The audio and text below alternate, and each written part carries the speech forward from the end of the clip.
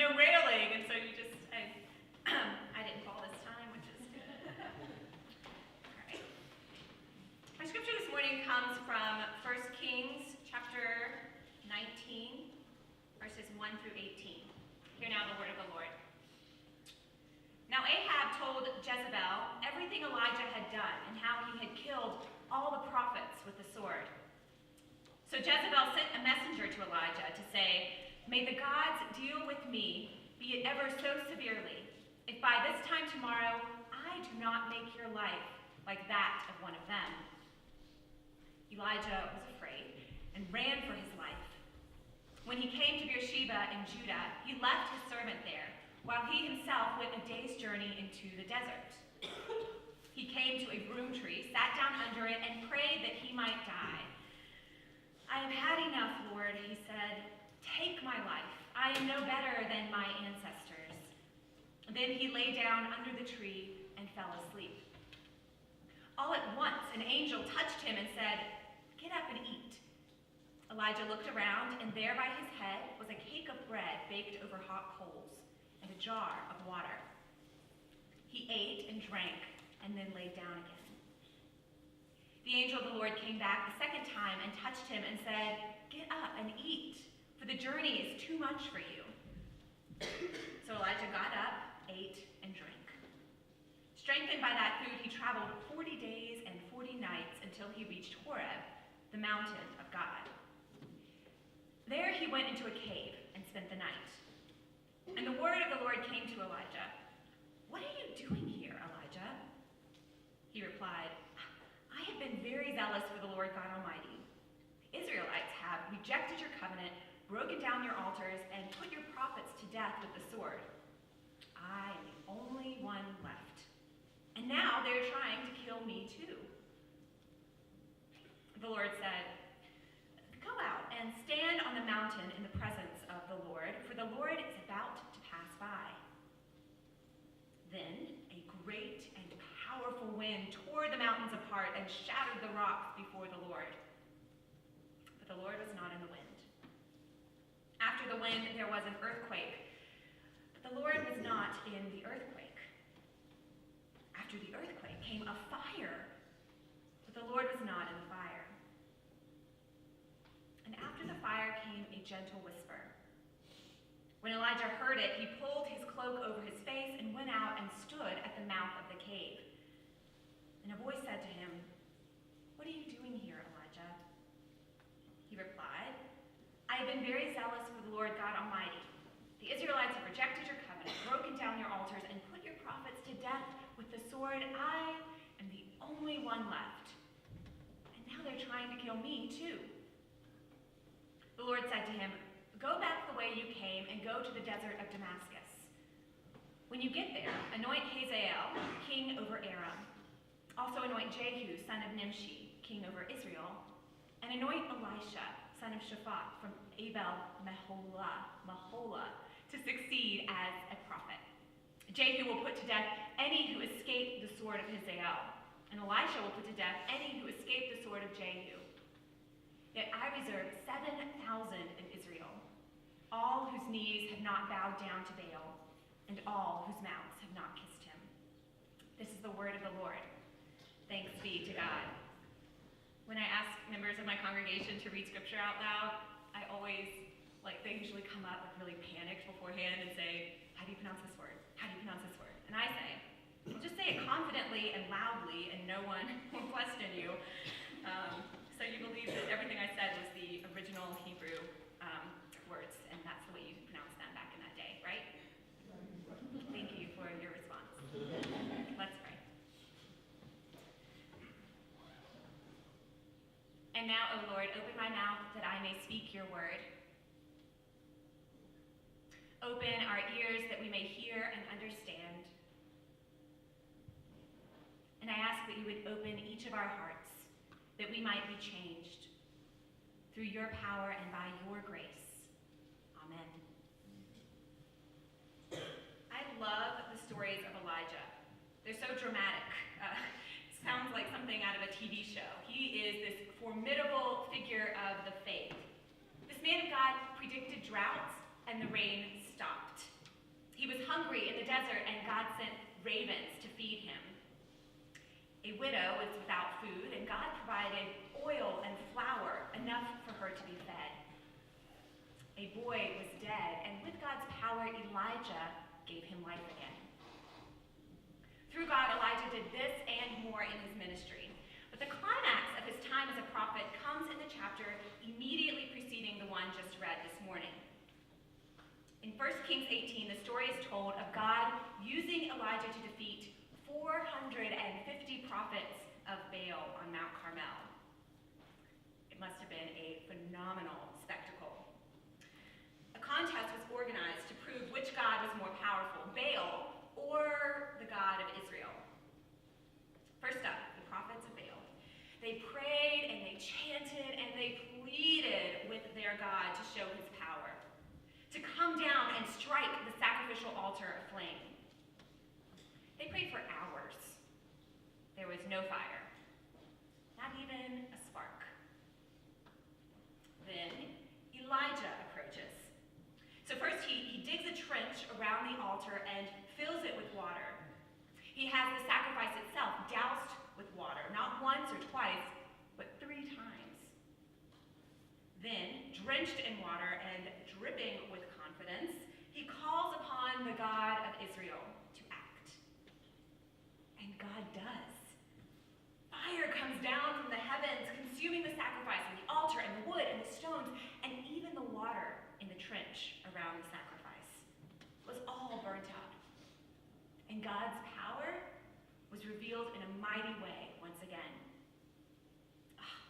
What a remarkable story. How validated Elijah must have felt after such a triumph.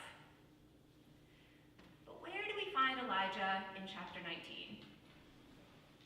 On the run, under a broom tree, the guest of honor at his own pity party. It is enough now, O Lord, take away my life, for I am no better than my ancestors. Meaning, he would rather be dead. Oh, what a dramatic shift. What a steep decline from the heights of Mount Carmel, where this competition took place in chapter 18, to the wilderness in chapter 19. Now, what I find so encouraging about this part of our story is God's compassion. I probably would have been impatient with Elijah's complaints, tempted to just give him what he wanted, let him lay there to die. And this is why God is God and I am not. God is not finished with Elijah. God takes pity on him and sends a messenger to him, sends him food and drink, and once he is strengthened, Elijah sets off for 40 days to Mount Horeb. So Mount Horeb is a different mountaintop experience than Mount Carmel. Mount Horeb is actually another name for Mount Sinai, the place where Moses met God, the place where the Israelites received the 10 Commandments. This mountain is unique and a very special place in the hearts of God's people. So perhaps Elijah expected to meet God there, just as Moses had. God comes to Elijah saying, "What are you doing here, Elijah?" And his response, once again, is fraught with self-aggrandizement and pleas for pity. "God, I have been so zealous for the Lord, the God of hosts. For the Israelites have forsaken your covenant, they've thrown down your altars, they've killed your prophets, and I am the only one left." God's response is fairly straightforward. "Hold on, I'm coming down there." That's my translation. And so I imagine at this moment Elijah filled with self-satisfaction, of course a decent measure of fear and trembling, because he's about to have the Almighty God pass by. But he's probably prepared for another impressive show, like the one he'd become so accustomed to. God had already sent down fire, withheld rain, worked through Elijah to bring back a child from the dead. What could God be doing this time? So comes the wind, strong enough to split the mountains in two. But God was not in the wind. Then the earthquake, shaking the rock beneath Elijah's feet. But God was not in the earthquake. Then a fire. Fire. Just like that fire Elijah witnessed God send down to consume the altars on Mount Carmel. But God was not in the fire. And after the fire, a sound of sheer silence. A gentle whisper. A still, small voice. It was then that Elijah knew God had come. And when he had heard this silence, it's kind of an oxymoron, when he had heard this silence, he covered his face and went out of the cave to meet God. This is quite a different mountaintop experience than the one Elijah had on Mount Carmel. There, God revealed himself with action and power and visible signs of strength. Horeb, on the other hand, was different. It was just Elijah and God. No frills, no fire, no dramatic defeat of enemy prophets. And God asks Elijah the same question. Elijah, what are you doing here? Elijah gives the same answer. I've been so loyal, everyone's been disloyal, woe is me. My translation. God responds to Elijah's anxieties with provision, telling him, Elijah, go on, get on with it. I'm not finished with you yet. I need you to help me line up your successor. And by the way, you are not alone. There are 7,000 others who have remained faithful to me. God is responsive to Elijah's fears and then gives him his vision for the future. God speaks and gives direction and comfort to a weary Elijah. Pretty great story.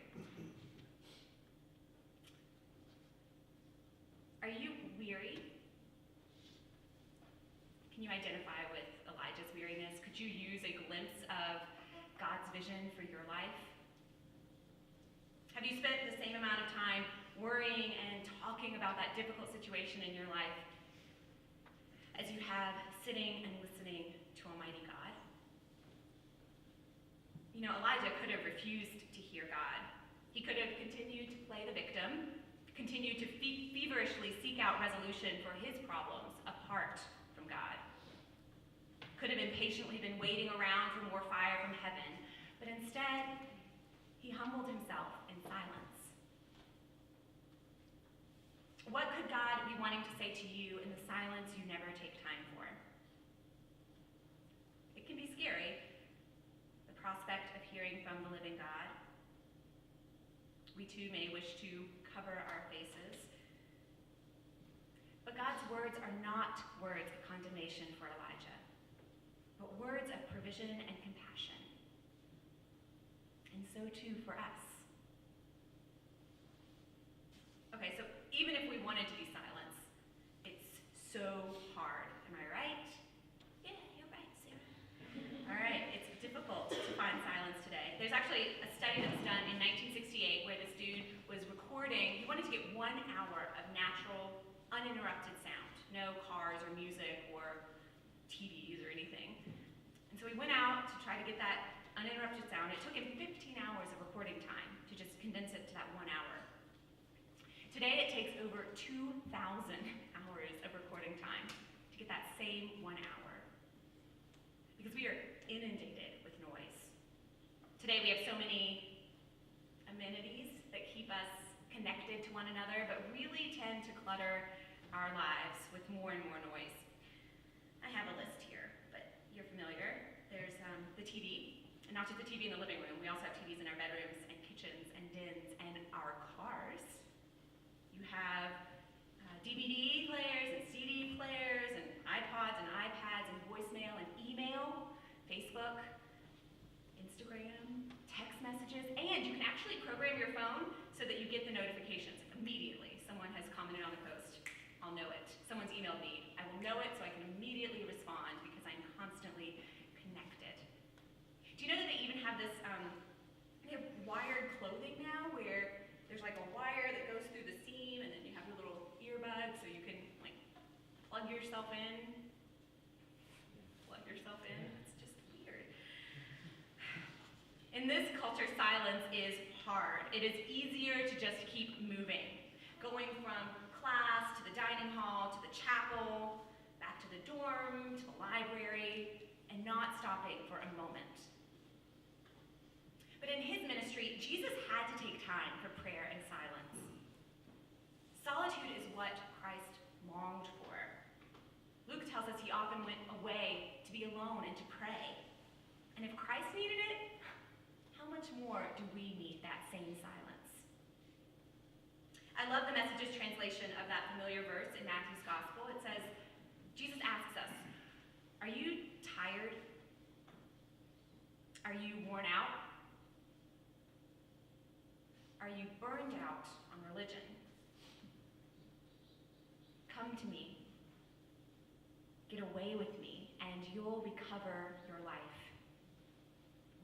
I'll show you how to take real rest.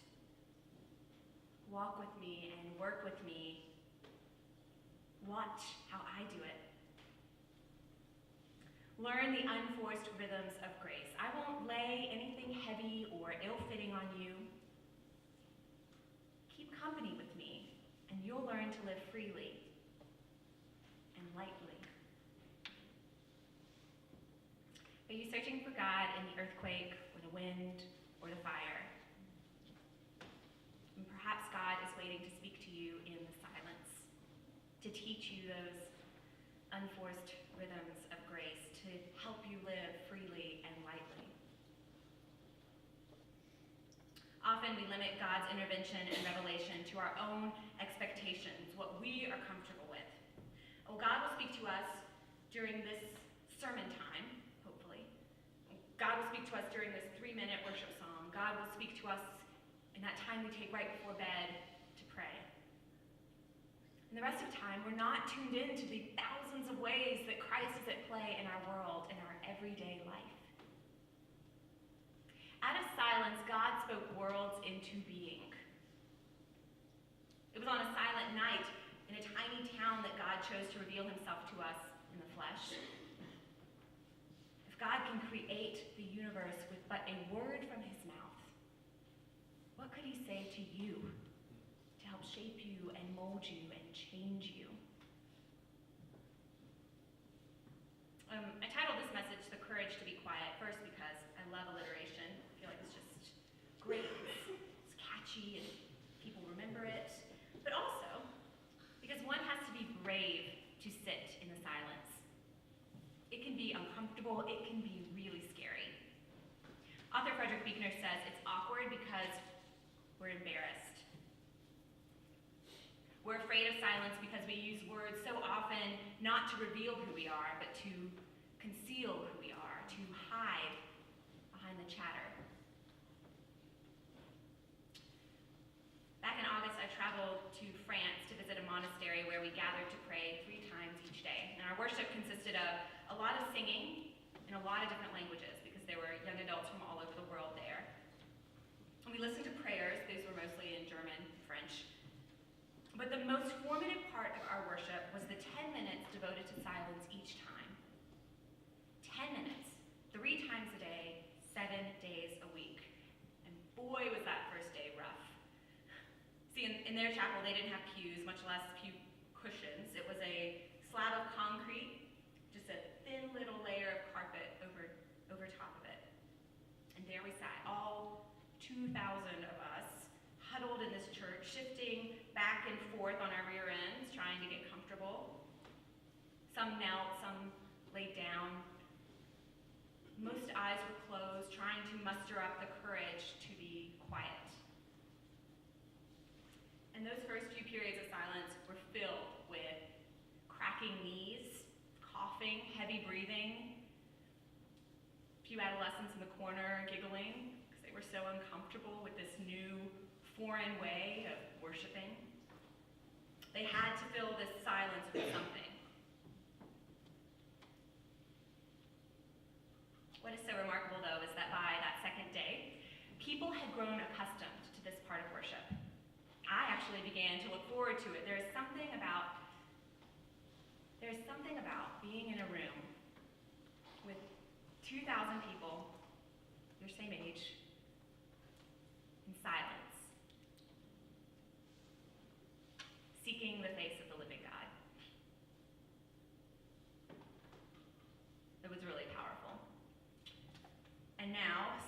later, I find these moments of silence much more difficult to come by. And when they do come by, much more difficult to enjoy. The discomfort of silence is normal, but can only be combated with practice, practicing quietly sitting in the presence of the living God. So, let's practice. Let's take some time for silence. I've spoken a lot. I've given you a lot of really meaningful insights to think about and consider in your time. You can close your eyes, you can keep them open. You can look at me or your shoes or the back of the person's head in front of you. Just take a moment to courageously enter the quiet. And as we do, here are some questions to consider. If one strikes you, hold on to it and bring it before God.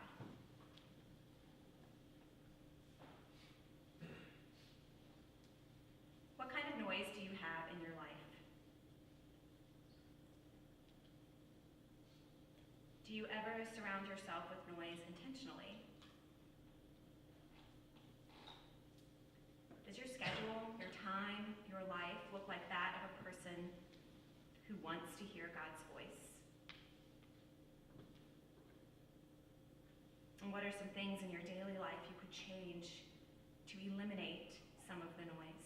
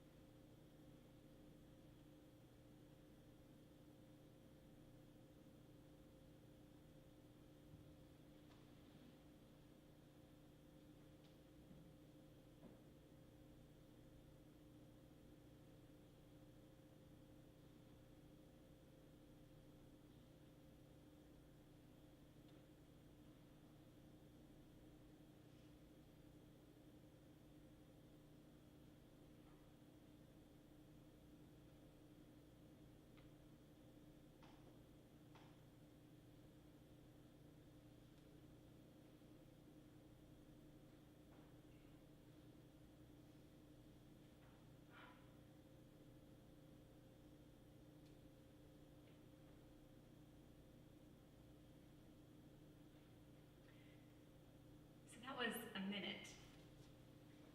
1 minute. Friends, God is longing to speak to us, longing to reveal himself to us, not only in the wind and the fire and the earthquakes, but in the stillness. Our God wants to give himself to us. He wants to show us his love and his grace and extend to us the healing found in Christ Jesus. But we must be courageous enough to quiet our minds, quiet our hearts, quiet our lives, and listen. Will you pray with me?